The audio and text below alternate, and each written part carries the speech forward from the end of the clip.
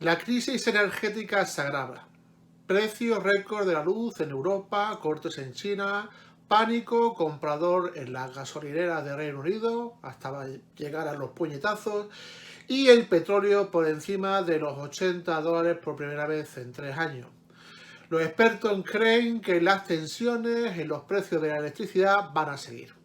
España, Europa y todo el mundo vive pendiente de la evolución del precio del petróleo, el gas y los famosos derechos de emisión de dióxido de carbono.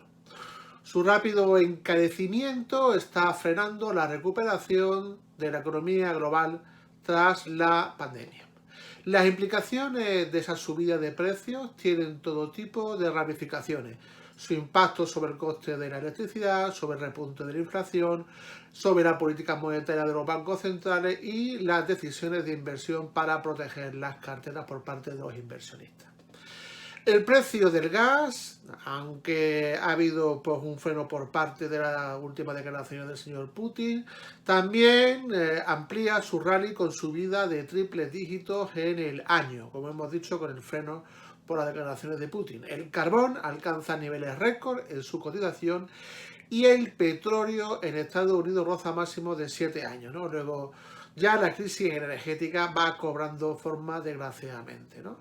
Para eso no más que hay que ver el índice de materias primas Bloomberg Commodity Spot, que consiste pues, en una cesta de contratos de futuro de 23 activos, como el petróleo, el gas, metales y productos básicos de agricultura como puede ser el algodón, y alcanzó máximo histórico este índice subiendo más de un 90%, ¿no? El índice refleja pues el rally alcista de muchos de sus componentes como el petróleo o el gas que están poniendo realmente en jaque la recuperación económica por los elevados precios de los mismos, ¿no? Y además, si faltara poco, pues el silicio, que es uno de los principales materiales que se emplean para el desarrollo y producción de las placas fotovoltaicas, también se han disparado su precio un 320% en apenas 320% en apenas 2 meses, ¿no? Y la pregunta que nos hacemos es, ¿seguirá al alza el precio de las materias primas? Pues bueno, la gestora Blue Bay considera que los altos costes de transporte y las disrupciones de suministro provocarán que las subidas de precios se mantengan al menos otros 6 meses. El Bank of America prevé que el Brent alcance $100 este invierno y la entidad española Bankinter apunta que el precio del petróleo seguirá elevado en los próximos meses, en primer lugar por el aumento de la demanda debido a la reactivación de la economía global.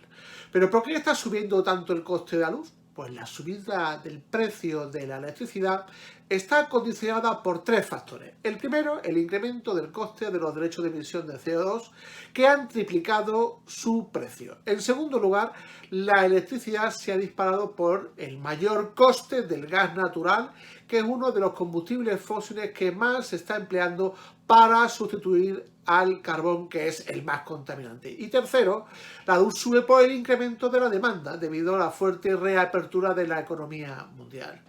¿Y cómo afectan estas subidas de energía en la economía?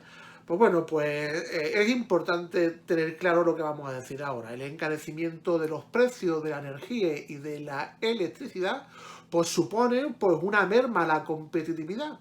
A las empresas les cuesta más producir, por lo que tienen que vender más caros sus productos. Y este efecto es mayor cuanto mayor dependencia energética pues tiene un país. El alza del petróleo y del gas está provocando que los analistas revisen a la baja las previsiones de crecimiento económico en numerosos países.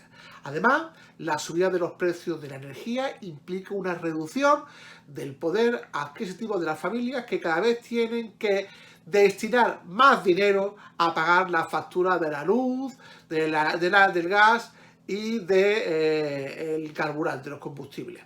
¿Y cómo está influyendo esto en la inflación? Pues imagínense, los precios llevan al alza, por ejemplo, en Estados Unidos desde el primer trimestre del 2021 y en junio la tasa de inflación en Estados Unidos superó el 5%, un nivel que no se había visto desde hace ya 13 años, ¿no?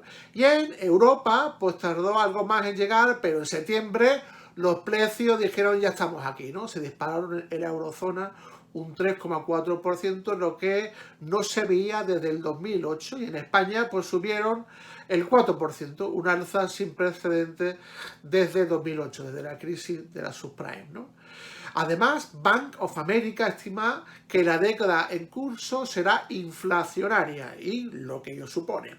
Desde Bank of America ponen de manifiesto cómo el petróleo ha subido un 55%, el gas natural más de un 120%, los alimentos más de un 30%, los costes de transporte más de un 220% en lo que llevamos de año. Y por su parte, pues el IPC norteamericano de los últimos 6 meses acumula pues un incremento de un 7,6% anualizado y el subyacente un 6,8%, ¿no?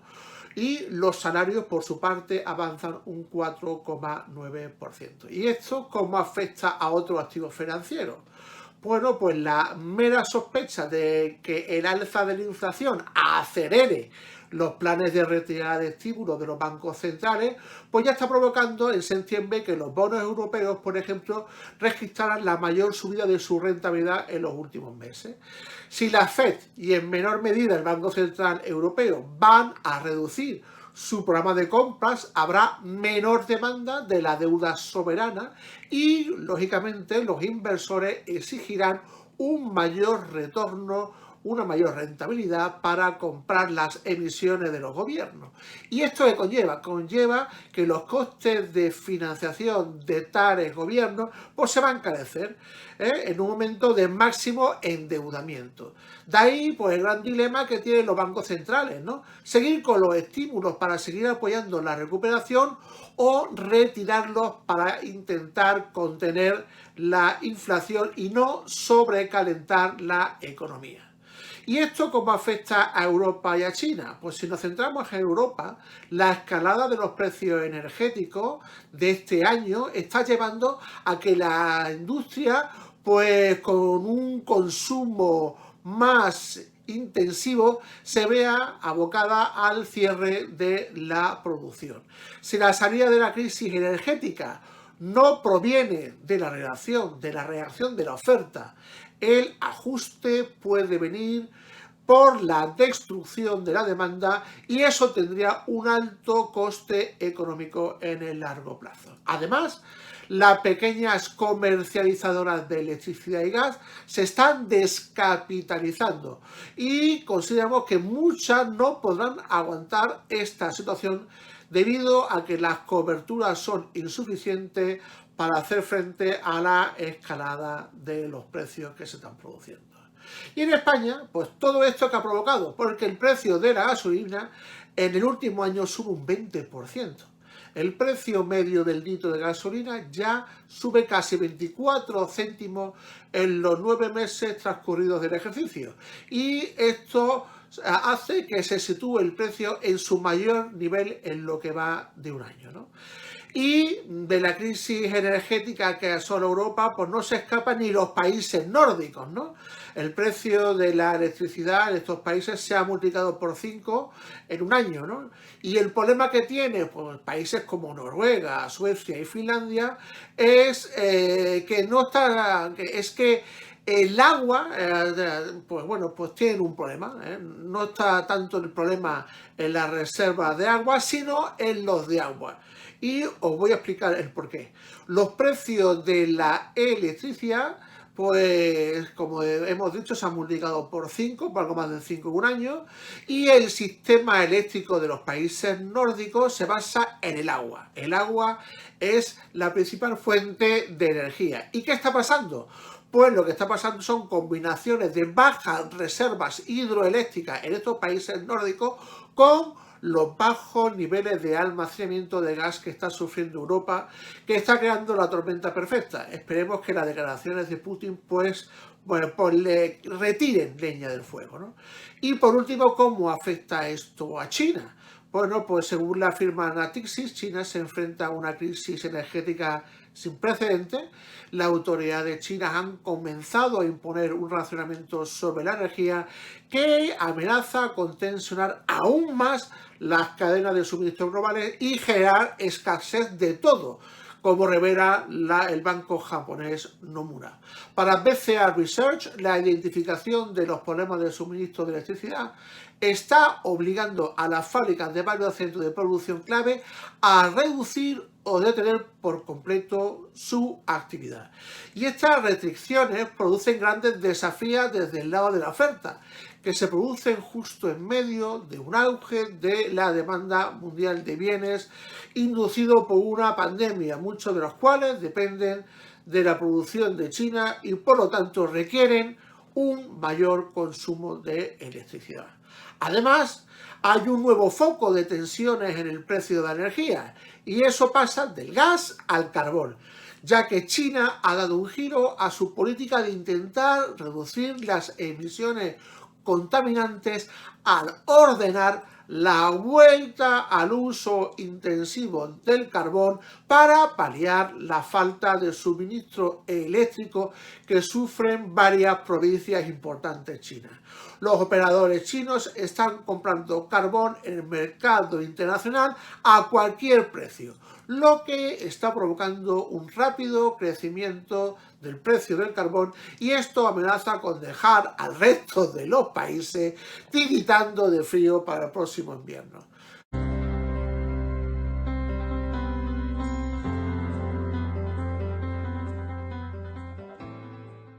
Hoy, para Territorio Bitcoin, en un minuto, hablamos de pensiones. Las circunstancias que rodean a nuestro querido ministro encargado de las pensiones, el señor Escrivá, siguen siendo absolutamente preocupantes para los españoles. La razón fundamental es que no llegamos de ninguna manera a pagar nuestras pensiones y no llegamos tampoco de ninguna manera a poder seguro disfrutar de unas pensiones en los próximos años. ¿Por qué? Porque el Estado no se está organizando, el Estado no es capaz de definir realmente qué expectativas tenemos con nuestra jubilación. Ahora mismo, más de 15.000 millones de euros mensuales nos contemplan como gastos en pagos de jubilación y de pensiones. Sin embargo, no tenemos una previsión para el futuro, en cualquier caso tampoco tenemos las expectativas claras con lo que va a pasar y nosotros seguimos diciendo, hay que buscarse la vida cada uno. Cada uno tenemos que buscarnos nuestra vida en las pensiones. ¿Y cómo hacerlo? Mediante la búsqueda de fondos de pensiones a los que solo puedes aportar 2.000 euros al año de una forma activa. Esos fondos te tienen que dar rentabilidad. Europa se enfrenta a un gran problema con las pensiones también y por lo tanto están cambiando y modificando las leyes. Ha entrado la normativa sobre planes de pensiones europeos que estará en vigor en España en los próximos 2 años o 3, cuando el gobierno o el futuro gobierno lo estime, y mientras tanto sufriendo. ¿Y qué decimos desde Filcapital? Vigilar vuestro futuro. Las pensiones las tiene que buscar cada uno y desde luego no sirve de nada intentar pensar que el Estado nos va a pagar en los próximos años. Eso no va a ser así. Vamos a tener que vivir de lo que hayamos ahorrado. Bien a través de pensiones, que como digo es mínimo, o bien a través de fondos de inversión. Es decir, hay que vigilar el ahorro y tener una idea clara de cómo se tiene que ahorrar. Y la mejor forma es intentar destinar una parte del dinero que ganamos a ese ahorro y de una forma constante para conseguir al final un importe suficiente para tener una vida tranquila.